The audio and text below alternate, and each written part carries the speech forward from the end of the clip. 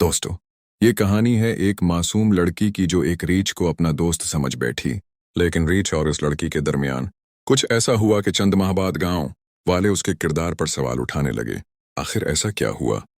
जानने के लिए हमारे साथ जुड़े रहें। चंद्रपुर के एक खामोश और सब्ज व शादाब गांव में एक झोंपड़ी में महक नामी लड़की रहती थी। उसकी जिंदगी का सब कुछ, इसके माँ बाप का छोड़ा हुआ, अंगूरों का बाग और उसकी तन्हाई। महक बचपन से ही तन्हाई की आदी हो गई थी। इसका कोई भाई न बहन, न कोई दोस्त और न कोई अपना। गांव के लोग उससे कम ही बात करते थे। सर्फ बाजार में जब वो अंगूर बेचने आती तो इतना जरूर कहते, ये वही अंगूरों वाली लड़की है जो हमेशा अकेली रहती है, मगर अंगूर बड़े मीठे होते हैं। महक रोजाना सुबह सूरज निकलने से पहले जागती, भाग जाती, अपने नाजुक हाथों से अंगूर तोड़ती और दिन के पहले पहर बाजार में ले जाकर बेचती। गांव की औरतें अक्सर उस पर चुपके चुपके हंसती थीं। कितनी अजीब है ये लड़की, न कभी हंसती है न किसी से बात करती है। एक दिन जब मौसम कुछ उदास सा था, बादल हल्के हल्के सूरज को ढांप रहे थे, परिंदे भी आज कुछ ज्यादा चहक रहे थे।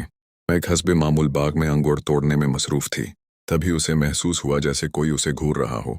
उसने सिर उठाकर इधर उधर देखा तो एक अजीब मंजर देखा। एक रीछ जो एक दरख्त के नीचे बैठा खामोशी से उसे देख रहा था। न वो रीछ धाड़ रहा था, न हमला आवर हो रहा था, बस बैठा था जैसे सदियों से उसे जानता हो। महक का दिल तेजी से धड़कने लगा।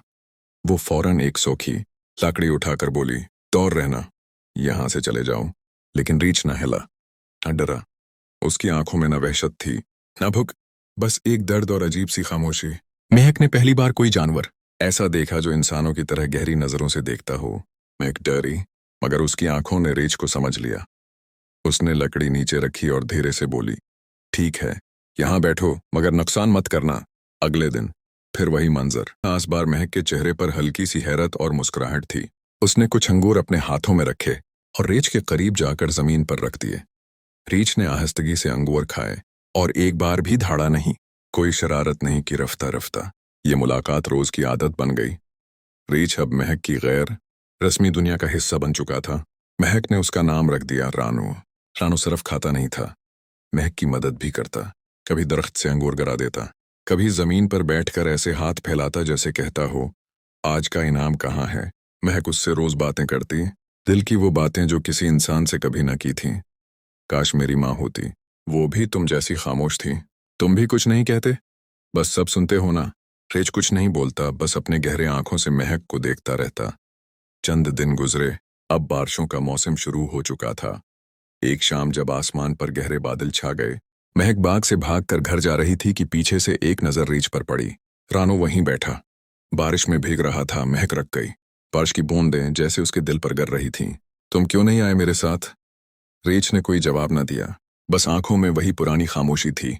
महक आगे बढ़ी, उसका पंजा पकड़ा और कहा, चलो मेरे साथ, अब तुम अकेले नहीं रहोगे। रानू अब महक की झोंपड़ी में रहने लगा था। पहले पहल वो कोने में ही बैठा रहता, खामोश पर सुकून, जैसे उसे ये नई दुनिया अभी समझनी हो। महक उसे देखती, मुस्कुराती और खुद से बोलती जाती, रानू आज हम बाजार चलेंगे, अंगूर बेचने हैं। रानू खाना तैयार है, आ जाओ। रीछ कुछ ना कहता, बस धीरे धीरे चलता, आहिस्ता से बैठता और कभी कभार उसकी तरफ देखकर सिर हिला देता।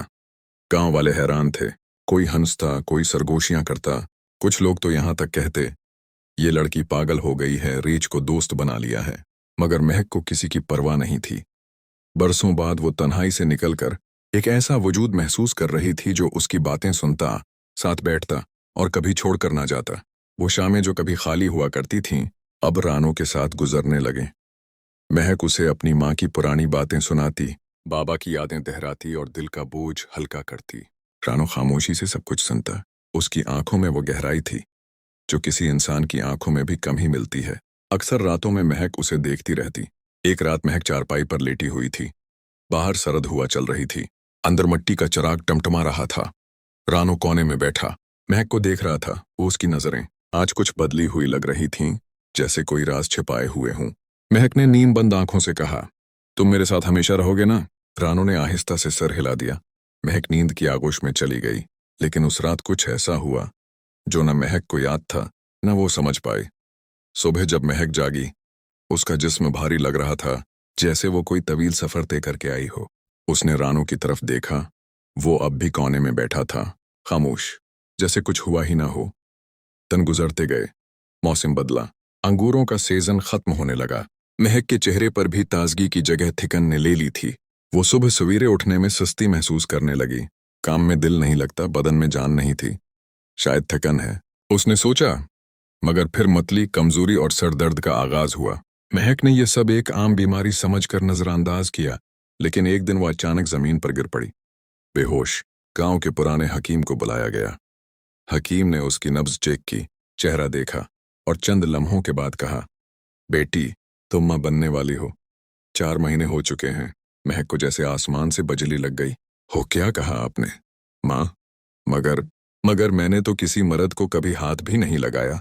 हकीम ने उसे अजीब सी नजरों से देखा और बस इतना कहा, कभी कभी तकदीर ऐसे फैसले लिख देती है जो अक्ल से परे होते हैं। महक की आंखें नम हो गईं, उसका जिस्म कांपने लगा। वो आईने के सामने जाकर खड़ी हुई, अपने उभरते हुए पीठ को देखा और फूट फूट कर रोने लगी। गांव वालों को खबर मिली तो वो तमाशाई बन गए। कोई कहता, ये जरूर किसी ग्राहक का काम है जो अंगूर खरीदने आता था। कोई हंसता, न शौहर न निकाह, और मां बन गई। ये तो जादू है या कोई गुनाह। महक घंटों आईने में खुद को देखती, अपनी बेगुनाही पर यकीन दिलाती, मगर उसके पास कोई सबूत न था। तभी एक दिन उसकी नजर रानू पर पड़ी, वही रानू जो अब भी रोज आकर दरवाजे के सामने बैठता था। अब उसकी आंखों में पहले जैसी मासूमियत नहीं, बल्कि कोई राज छिपा हुआ महसूस होता था। महक ने आहिस्ता से कहा, क्या तुमने मेरे साथ कुछ? क्या? रानू ने सिर झुका लिया। महक चीख पड़ी, तुमने मेरी इज्जत से खेला? तुम मेरे दोस्त थे, तुम ही ने मुझे धोखा दिया। रानू कुछ न बोला, बस दरवाजे के पास जाकर बैठ गया और वहीं बैठा रहा। महक का दिल टूट चुका था, जिस पर उसने एतबार किया, जो इसकी तुनहाई में वाहिद साथील था, अब उसी पर शक करने लगी थी। रानू हर दिन झोंपड़ी के बाहर आकर बैठता, कुछ न कहता, बस खामोश नजरों से उसे देखता रहता। और महक, वो चीखती, रोती, दरवाजा बंद कर लेती, मगर अंदर से हर लम्हा टूटती जा रही थी। गांव में बात फैल चुकी थी, पंचायत बुलाई गई, मौलवी, नंबरदार और बुजुर्ग सब बैठे और फैसला सुनाया। अगर लड़की बाप का नाम नहीं बताती तो उसे गांव से निकाल दिया जाए। महक ने कुछ न कहा, बस खामोशी से अपने दरवाजे के पीछे छिप गई।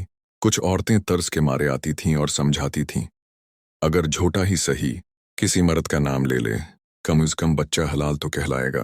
लेकिन महक ने हर बार एक ही जवाब दिया, मैं झूठ नहीं बोल सकती, मुझे खुद नहीं पता, ये सब मेरे समझ से बाहर है। एक रात, जब चांद आसमान पर तन्हा जगमगा रहा था, दरवाजे पर दस्तक हुई। महक ने थके थके कदमों से दरवाजा खोला। सामने एक अजनबी बुजुर्ग खड़े थे, लंबी दाढ़ी, सफेद लिबास और आंखों में ऐसी रोशनी जो अंदर उतर जाए। बेटी, मुझे तुमसे एक सच्चाई कहनी है। महक चौंकी, कौन हो आप?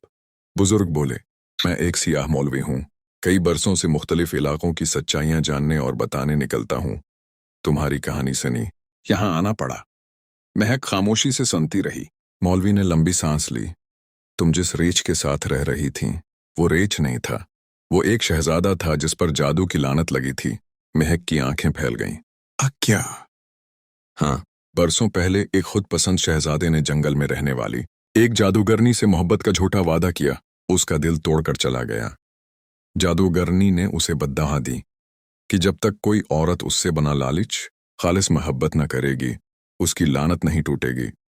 वो रेछ बनकर बरसों जंगलों में भटकता रहा, यहां तक कि तुम्हारी जिंदगी में आया। तुम्हारी सच्चाई, तुम्हारी मोहब्बत और कुर्बानी ने उसकी लांत को तोड़ दिया और वो फिर से इंसान बन गया। महक जैसे पत्थर बन गई हो। तो वो सब कुछ जो मेरे साथ, वो? मौलवी ने सिर झुकाया। वो उसकी मजबूरियां थीं, मगर उसका दिल तुम्हारा शुक्रगुजार था। तभी वो हर रोज लौटता रहा, तुम्हें एक लम्हे के लिए भी तन्हा नहीं छोड़ा। महक की आंखों से खामोश आंसू बहने लगे। मौलवी ने कहा, अगर चाहो तो आज उससे मिलो, अब वो तुम्हारे दरवाजे पर इंसान की सूरत में मौजूद है। महक ने हचकचाते हुए दरवाजा खोला और वहां खड़ा था एक खूबसूरत नौजवान, सफेद लिबास में, आंखों में नमी और चेहरे पर पशिमानी। महक, मैं वही हूं जिससे तुम रानो कहती थीं। महक की जबान बंद हो गई। नौजवान घुटनों पर बैठ गया। मैं जानता हूं कि मैंने तुम्हें दुख दिए, मगर जानबूझकर नहीं। तुम्हारी मोहब्बत ने मुझे वो इंसान बना दिया जो मैं पहले कभी था ही नहीं। अब मैं तुम्हें खोना नहीं चाहता। अगर तुम माफ कर सको तो। महक की आंखों में आंसू थे, मगर इस बार वो आंसू दर्द के नहीं, सुकून के थे।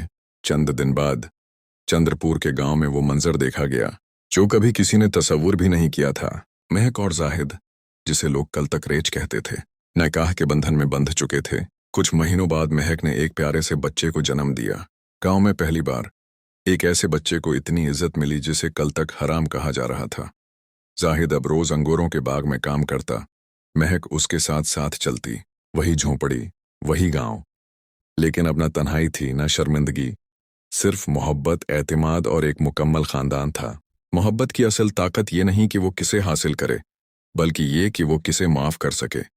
अगर आपको ये कहानी दिल को लगी हो तो बिलाल वॉइस ट्यूब को सब्सक्राइब करें, लाइक और कमेंट करना न भूलें।